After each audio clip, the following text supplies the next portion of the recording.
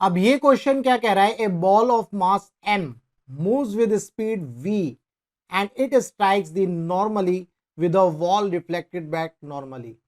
एक बॉल है जिसका मास m है, वो किस स्पीड से मूव करे, v स्पीड से, ये स्ट्राइक करती है एक वॉल को नॉर्मली परपेंडिकुलरली और फिर रिफ्लेक्ट बैक होती है परपेंडिकुलरली ही।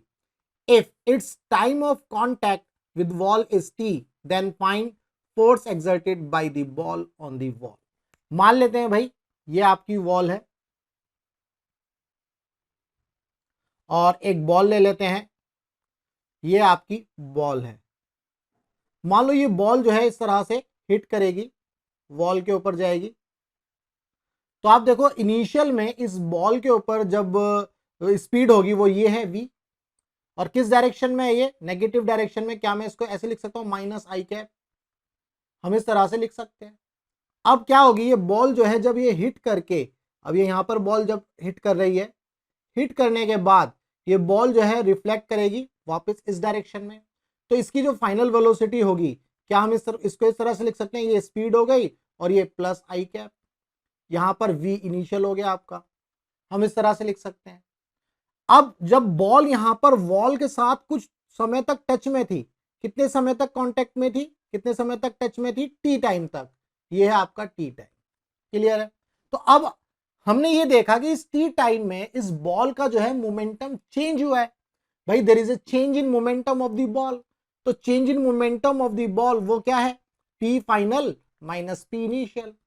अब फाइनल मोमेंटम क्या है, बॉल का मास तो m है, फाइनल वेलोसिटी कितनी है v, ऐसे लिख लेते हैं v आई कैप, इसके बाद माइनस इनिशियल मोमेंटम क्या है, मास और इनिशियल वेलोसिटी क्या थी इसकी v, और ये आपका माइनस आई कैप।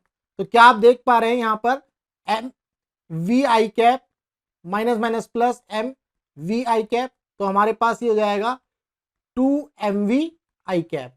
क्लियर है? वेक्टर फॉर्म में हमने लिख दिया है चेंज इन मोमेंटम को।